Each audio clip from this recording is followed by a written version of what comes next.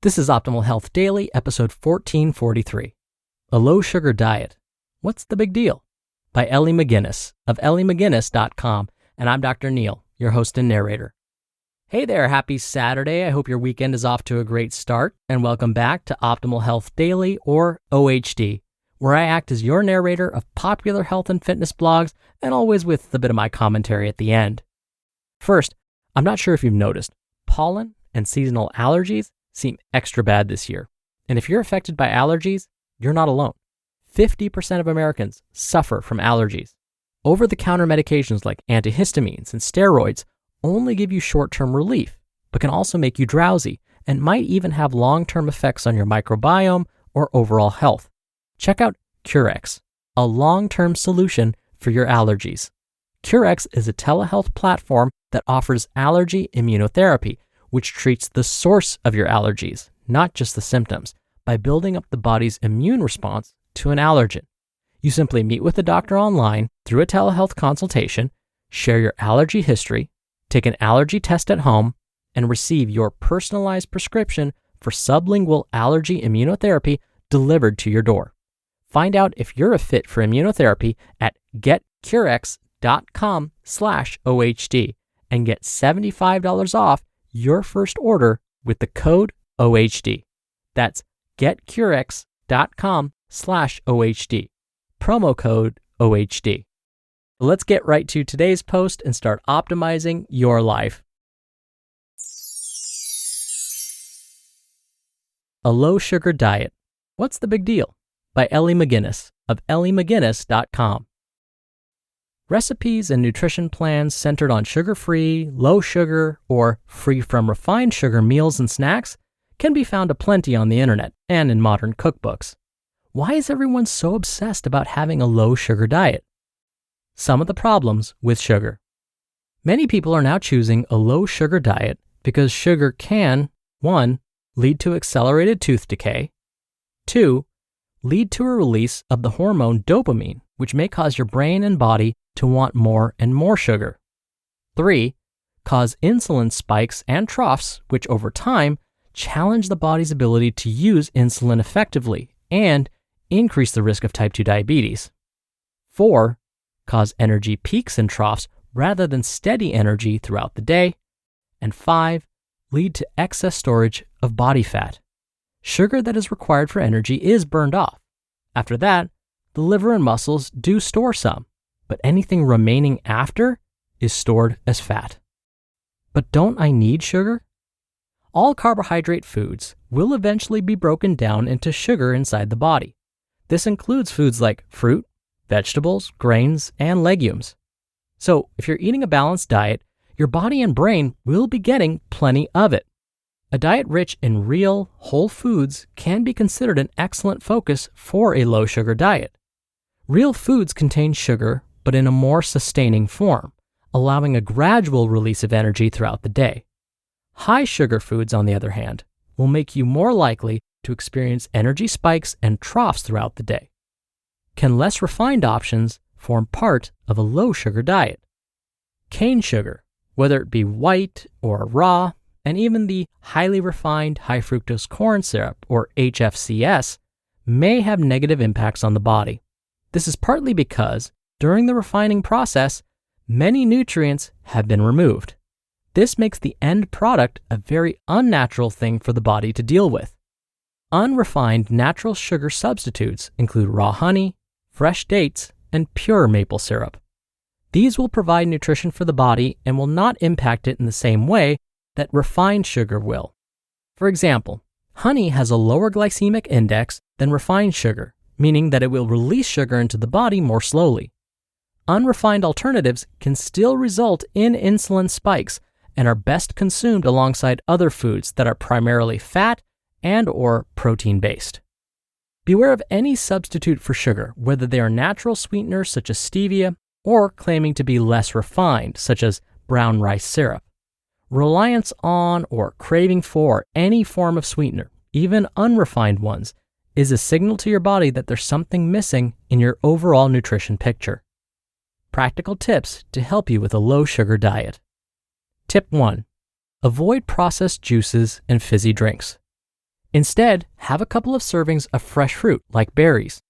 These foods will provide you with a sweet fix, along with fiber and a lot of nutrients. When craving a sweet drink, add squeezed lemon or herbs such as mint to fresh water to add flavor. Tip 2. Significantly reduce packaged and highly processed foods, which contain hidden sugars. If you must eat something from a packet, check for added sugars. These would be things like high fructose corn syrup. Avoid foods with added sugars like high fructose corn syrup whenever possible. Tip 3. Dressings and sauces are usually high in sugar. If you can, make your own so you know what's going into them. Balsamic vinegar and olive oil can make a simple yet tasty salad dressing. Tip 4. Choose options such as dates, pure maple syrup, not the stuff with sugar added, or honey as a sugar substitute for baking. Also ensure there are protein and fat-based foods in the recipes such as nuts or seeds. These will lower the glycemic index of the food and slow down the release of sugar into your body. Tip 5. If you're struggling with sugar addiction, find out how to curb your sugar cravings naturally. And 6. Check out my blog post about my favorite healthy cookbooks. There are some great options in there that will fit in with your quest for a low sugar diet. You just listened to the post titled, A Low Sugar Diet. What's the Big Deal? By Elly McGuinness of ellymcguinness.com. Now, anxiety and depression rob you of feeling like yourself. When you want personalized therapy and medication, Brightside can help. Their care is designed to follow the highest clinical standards, and they hand-select only the top licensed and board-certified providers.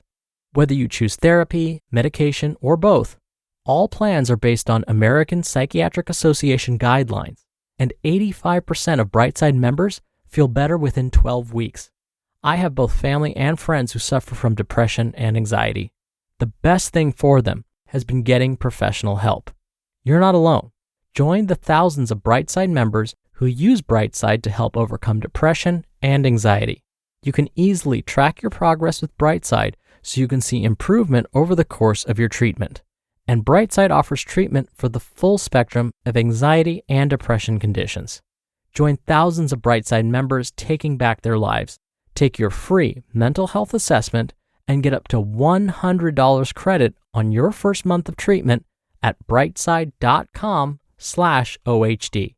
That's brightside.com/OHD. brightside.com/OHD. Dr. Neal here for my commentary. Most health organizations agree that added sugars may increase the risk for certain diseases. I should mention, though, it's impossible to avoid all sugar in the diet. That's because, as today's author, Elly, said, basically all foods we eat get converted to sugar at some point. Many foods contain natural sugars, and those are okay for most of us. Whole grains and fruits, for example, not only contain natural sugars in the form of carbohydrates, but they also contain dietary fiber, vitamins, and minerals. On the other hand, processed foods, like let's say highly processed juices, not only contain added sugars, but no longer contain the good stuff like dietary fiber, vitamins, and minerals. So it's these types of processed foods with these added sugars and the loss of nutrients that may make these types of foods harmful to our health. Most health organizations recommend that as adults, we consume no more than 9 teaspoons of added sugar each day if we identify as male, or 6 teaspoons each day if we identify as female. Now, to put these recommendations in perspective, one 12-ounce can of regular soda contains about 8 teaspoons of sugar. So just one can of regular soda would be enough to put someone that identifies as female over their daily limit, and nearly meet the daily limit for someone that identifies as male. Again, that's just one regular soda, one can. That doesn't include any other foods that were consumed during the day, like breakfast cereals, snacks, and desserts. Now, does this mean that we can never drink a regular soda or ever enjoy our favorite desserts? No, not at all. In no way am I saying that. Instead, it just means that we may want to cut back and think of consuming these less often or in smaller quantities. All right, that'll do it for today. I hope you're having a great weekend if you're listening in real time, and I'll see you back here tomorrow for the Sunday show and where your optimal life awaits.